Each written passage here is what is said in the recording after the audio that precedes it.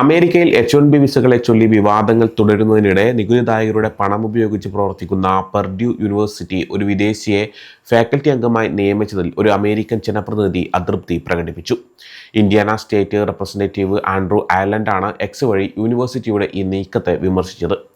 Marketing പഠിപ്പിക്കാനായി H-1B വിസയിൽ ഒരു പ്രൊഫഷണലിനെ നിയമിച്ചതിനെയാണ് അദ്ദേഹം ചോദ്യം ചെയ്തത്. ഇതൊന്നും ചെയ്യാൻ ഒരു അമേരിക്കക്കാരനും ഇല്ലേ എന്നായിരുന്നു അദ്ദേഹത്തിന്റെ ചോദ്യം. യൂണിവേഴ്സിറ്റിയെ ചോദ്യം ചെയ്തുകൊണ്ട് അയർലൻഡ് ഇങ്ങനെ എഴുതി: നികുതിദായകരുടെ പണം ഉപയോഗിക്കുന്ന പെർഡ്യൂ യൂണിവേഴ്സിറ്റി H-1B വിസയിൽ ഒരു വിദേശിയെ മാർക്കറ്റിംഗ് പഠിപ്പിക്കാനായി നിയമിക്കുന്നു എന്ന് വെളിപ്പെടുത്തിയിരിക്കുന്നു. പ്രതിവർഷം $1,27,500 ശമ്പളത്തിൽ മാർക്കറ്റിംഗ് പഠിപ്പിക്കാൻ ചിക്കാഗോ ഭാഗത്ത് ഒരു അമേരിക്കക്കാരനും ഇല്ല എന്ന് ആരെങ്കിലും ഗൗരവമായി വിശ്വസിക്കുമോ? ഈ യൂണിവേഴ്സിറ്റിക്ക് മാർക്കറ്റിംഗ് വിദ്യാർത്ഥികൾക്കായി ഒരു PhD പ്രോഗ്രാം പോലും ഉണ്ടെന്നിരിക്കെയാണിതെന്നാണ് അദ്ദേഹം പറഞ്ഞത്. അയർലൻഡിൻ്റെ ഈ പോസ്റ്റ് പലതരം പ്രതികരണങ്ങൾക്ക് വഴിവെച്ചിരിക്കുകയാണ്. ഏറ്റവും മികച്ച വ്യക്തിയെ ജോലിക്കെടുക്കാനാണ് യൂണിവേഴ്സിറ്റികൾ ശ്രമിക്കുന്നത്. അയാൾ അമേരിക്കക്കാരനാണോ വിദേശിയാണോ എന്നതൊന്നും അവർ പരിഗണിക്കില്ല.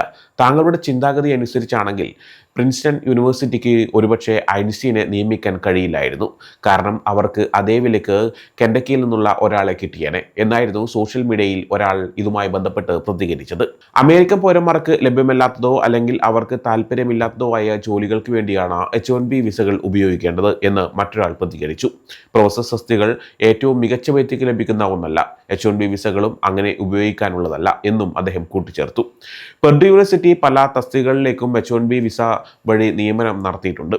ദ ഫിക്സ് എന്ന വാർത്താ ഏജൻസിയുടെ റിപ്പോർട്ട് അനുസരിച്ച് പെർഡ്യൂ യൂണിവേഴ്സിറ്റിയും ഇന്ത്യാന യൂണിവേഴ്സിറ്റിയും ഡാറ്റാ സയൻസ്, സോഫ്റ്റ്വെയർ എഞ്ചിനീയറിംഗ് തസ്തികകളിലേക്ക് H-1B വിസകൾ ഉപയോഗിക്കുന്നുണ്ട്.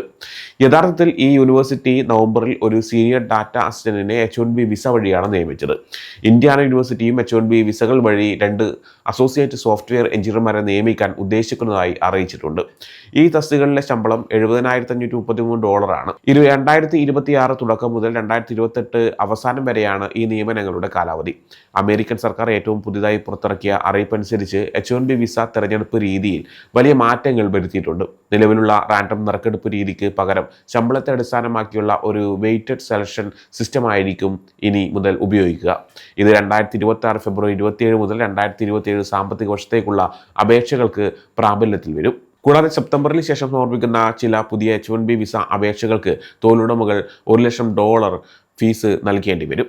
അമേരിക്കയിലെ H-1B വിസയുടെ ഇപ്പോഴത്തെ അവസ്ഥയെക്കുറിച്ച് 3 പ്രധാന കാര്യങ്ങൾ പറയാം.